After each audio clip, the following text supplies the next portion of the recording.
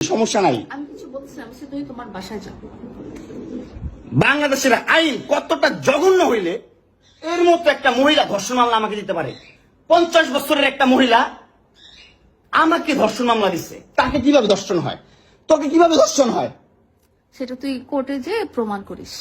Court তো তোর কি না, তোর বাপের না কোর্ট? তোর বাপ আর্মিতে, তোর ভাই আর্মিতে, তোর জামাই আর্মিতে, তোর দুইটা জামাই আর্মিতে। তোর তো আইন কি না? আমরা তো গরিব মানুষ, আমাদের তো সময় না, আমাদের তো এই সমাজে কোনো ছাই নাই। আমরা তো সমাজের ময়লা আবর্জনা, আমরা এই সমাজে।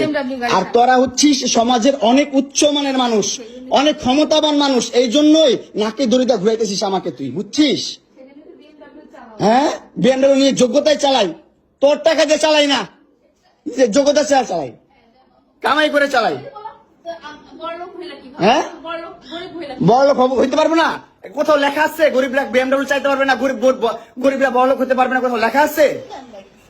হ্যাঁ, কোথাও লেখা আছে? নাহলে ওই মেয়েদের বাসায় যাও, নাহলে নরসিংদীতে যাও, যেখানে যাচ্ছিলে সেখানে যাও। তোমার কাপড় চোপড় নিবা? অবশ্যই নিবো।